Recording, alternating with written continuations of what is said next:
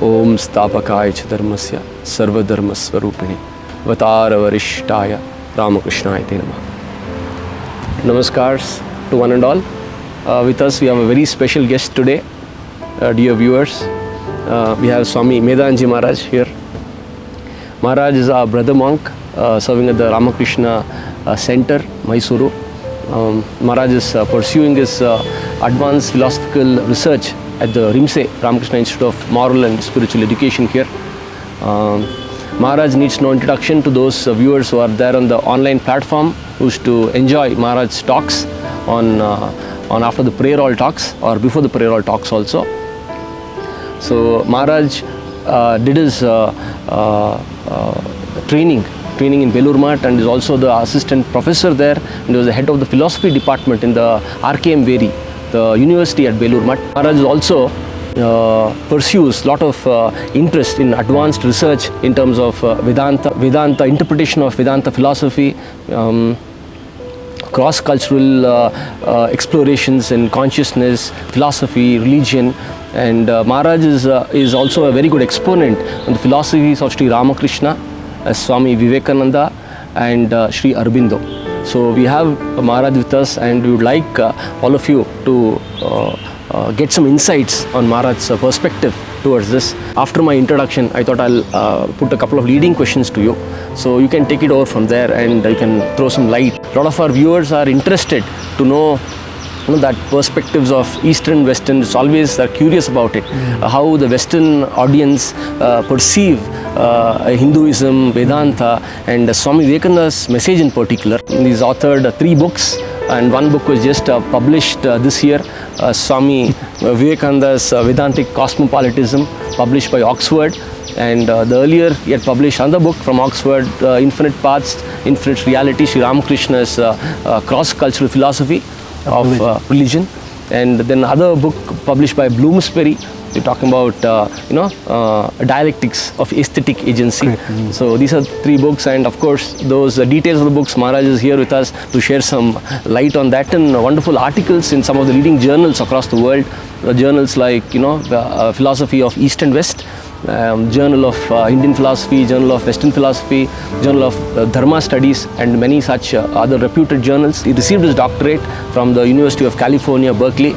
Then he's also studied at Oxford University, and also he studied in the very prestigious Humboldt University at Berlin. How do you perceive this culture of Mysore? Because there are a lot of viewers who are there, local viewers are there, students are here, so they would like to know how you have perceived Mysore as such, because this is the first visit down south, I guess.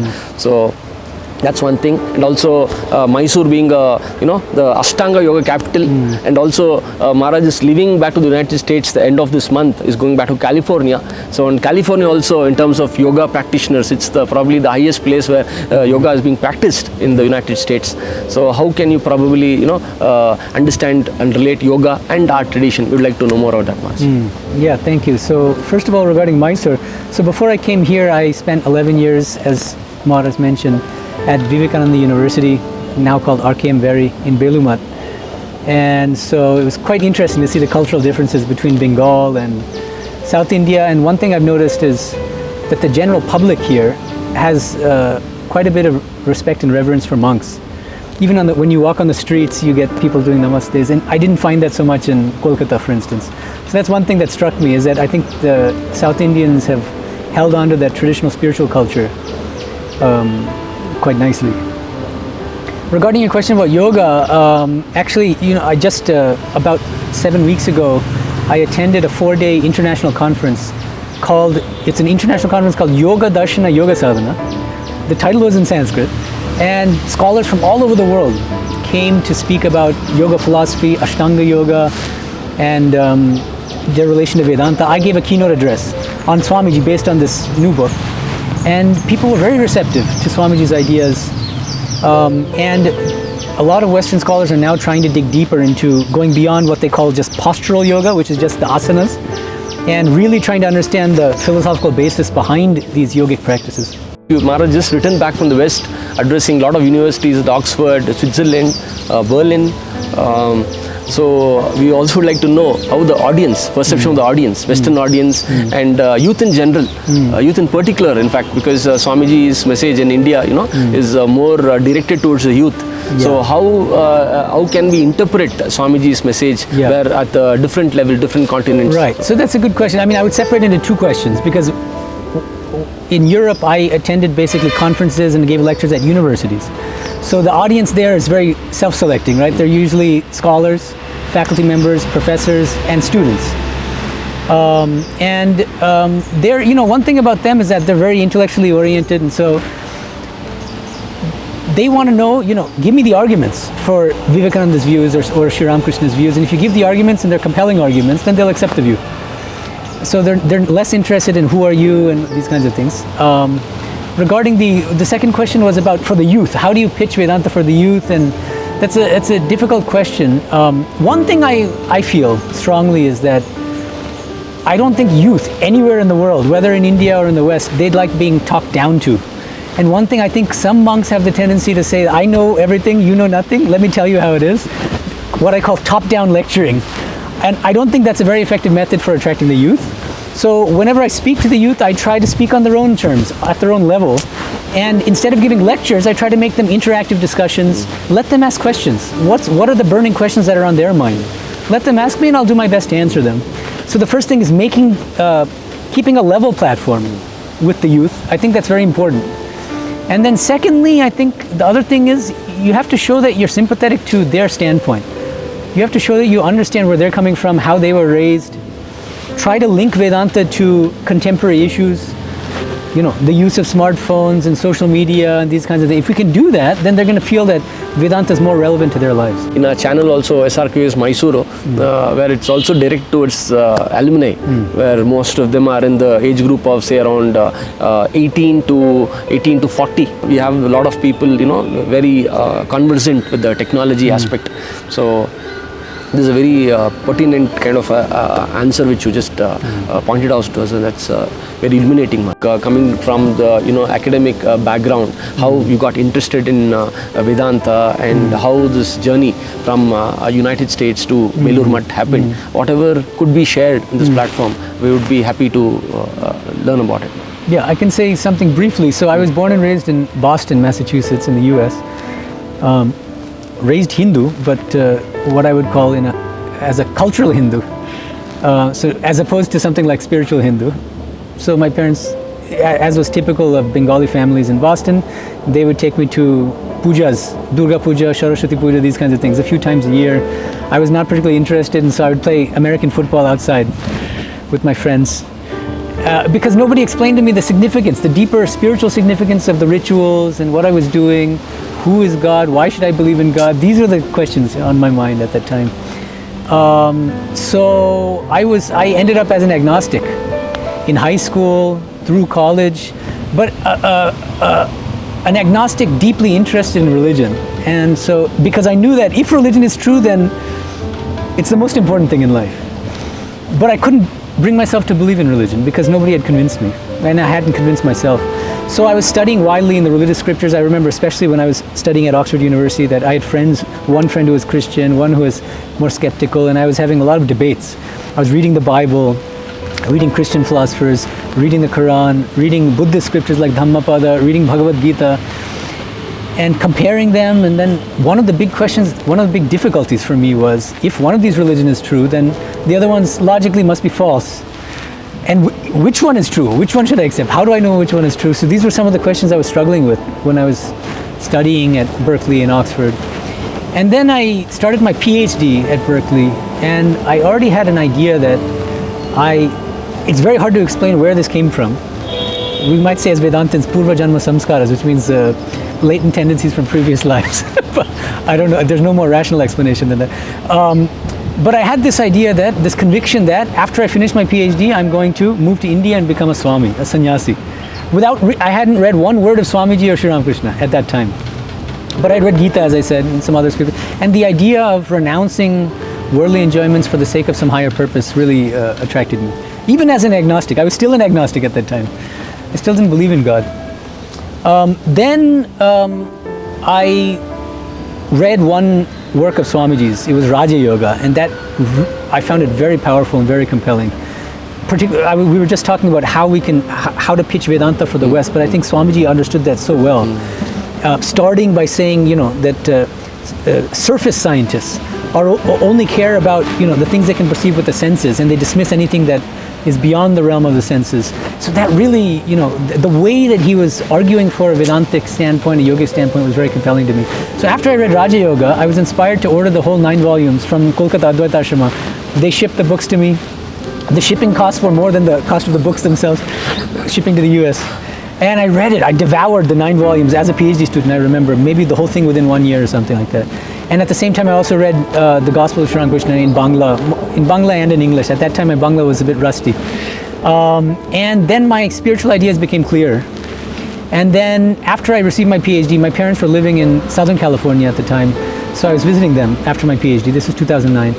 And I knew that there was a Vedanta Society of Southern California in Hollywood, where I've been posted. I'll be going there soon.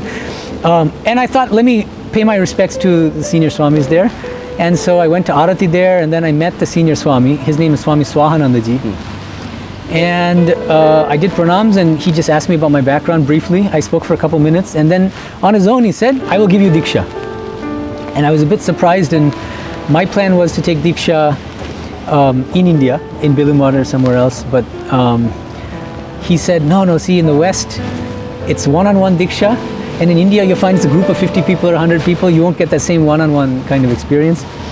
And so, but I still didn't say yes immediately. I went back home, then I was speaking to my uncle, who's also a spiritual aspirant, and I told him what happened, and then he said, are you crazy? This is a senior Swami, disciple of Vijnanandaji, who's a direct disciple of Sri Ramakrishna, and he's offering to give you Diksha. You should, of course, accept, and you should, if possible, you can ask him to give Diksha on your birthday, which was just coming up later that month. So then I asked him, and he agreed. And so I received Diksha from Swahanandaji on my birthday, 2009. And then he suddenly, after giving Diksha, he said, I want you to join under me here in Hollywood, which is another curveball. I wasn't expecting that. I'd already purchased my one-way flight to Kolkata. But because he was so senior, he's almost 90 years old, I said, okay. I kind of said yes, but reluctantly. But then within a couple days, I had this feeling in my heart that this wasn't the right decision. And then after some time, I went back to Swahanandaji and I said, Maharaj, please don't mind, but I would like your blessings. I would like to go to India and be a monk in India. I just feel that because I was born and raised here in the US, I need to make a clean break and start afresh. And he was very supportive, and he gave me his blessings, and I told him I want to do a 6-month pilgrimage in India before joining any order. And so he wrote a letter to all Swamis in India, please allow Brahmachari Ayan to remain in your ashrama for up to 3 nights. And I carried that letter with me to all the different ashramas I visited, even outside the Ramakrishna Mission, so in Divine Life Society in Rishikesh, many other places. And because he was so highly respected as a Swami, all doors were open to me, and so I had a very spiritually enriching experience. And then I joined the Ramakrishna Mission at Vivekananda University in 2010, May, on Shankara Jayanti. And I spent 11 years in Belumad at the university doing scholarly work on Ramakrishna Vivekananda.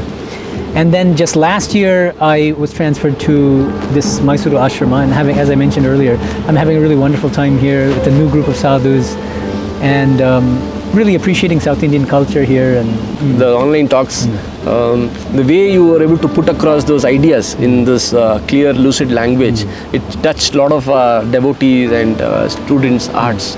So we are really very appreciative regarding that. Thank you. Your books and articles, could you kind of give us some idea of what these books are and what is the messages actually trying to interpret to the audience? Yeah, okay, it's a big question because I've now written three books, 2 edited volumes, and over 30 articles, so I can't summarize all of them, but maybe we can I'll start with the previous book on Sri Ramakrishna, which was published by Oxford University Press in 2018. The book is called Infinite Paths to Infinite Reality, Sri Ramakrishna and Cross-Cultural Philosophy of Religion. And there, what I'm trying to do is trying to deeply analyze Sri Ramakrishna's teachings and take Sri Ramakrishna seriously, not only as an avatara. We all agree he's an avatara, at least devotees and monks, but not everybody agrees that he was a philosopher. So my book makes the case that Sri Ramakrishna was a serious and original philosopher with original ideas. And so I give a new interpretation of his philosophy. I call it Vijnana Vedanta. I call it Vijnana Vedanta because he strongly emphasized the spiritual experience of what he called Vijnana. And he says it's a unique kind of spiritual experience where the Vijnani sees that the ultimate divine reality is not only nirguna, impersonal, but also saguna, personal. And that Shakti has become everything in this entire world. Brahman has become the 24 cosmic principles, as he said. And so on the basis of his teachings, I try to develop this Vijnana Vedanta philosophy and try to show how, on the basis of this Vijnana Vedanta, he harmonized all of the different apparently conflicting philosophical schools within Vedanta and even in other Hindu traditions. And I'll just mention also the new book, which was just published in March of this year. It's called Swami Vivekananda's Vedantic Cosmopolitanism. This book focuses on Swami Vivekananda's philosophy. And just as I did with Sri Ramakrishna in my previous book, trying to show not only what are his teachings, what is the philosophical significance of his teachings, but what is the contemporary relevance of Sri Ramakrishna's teachings, I do the same thing regarding Swamiji's philosophy, Swami Vivekananda's philosophy. So everybody knows that Swami Vivekananda was a great champion of Advaita Vedanta, but there's a lot of controversy about the nature of his Advaita Vedanta philosophy. To what extent does it agree with Shankaracharya's Advaita philosophy? To what extent does it differ from it? And so I give a new kind of argument, arguing that his philosophy is best understood as what I call integral Advaita, which is an Advaita philosophy that embraces this entire world as a real manifestation of Brahman, and which also accepts the reality of Shakti, the personal God. And I also try to show the relevance of Swamiji's philosophical ideas to contemporary philosophical debates about consciousness. Something that Swami Sarvapriyanandaji, for instance, talks about a lot is the hard problem of consciousness. And I try to show that Swami Vivekananda had very unique and important things to say about how we can solve the hard problem of consciousness from a Vedantic standpoint. Then I have several chapters on a very important topic in the philosophy of religion called faith and reason. What is the nature of faith? What is the relationship between faith and reason? And one thing about Swamiji is that because he spent time in the West and he met some of the leading intellectuals of his day, he met William James at Harvard, he met Max Muller, he met Paul Deussen and many other great scientists and philosophers and scholars. And so he was acquainted with some of the most important thought currents in his day, in the late 1890s. And he was very careful about explaining his Vedantic views within that late 19th century historical context and showing how Vedanta can enrich these contemporary discussions. And that's what I try to show in this new book. So if you're interested, the book was published in the US by Oxford University Press in March of this year, and you can purchase it through Amazon or other websites.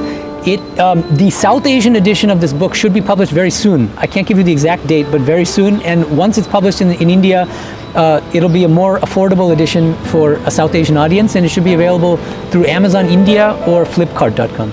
Oh, thank you, Maharaj. I hope your contact and your contribution, at least in online media with the Mysore Center, will continue to grow and foster. This online platform is a good medium to kind of put across those ideas and wonderful insights which you just shared to a bigger audience, because not everybody will be able to participate offline too. I'd be happy to participate in online discussions and seminars. Yeah, thank you Maharaj, so much. Thank you for being with us. Om Purnamadav Purnamidam Purnat Purnamudachyate Purnasya Purnamadhaya Purnamevavashishyate. Om Shanta Shanta Shanti Harihi Om Tat Sat. Shri Ramakrishna Arpanamastu.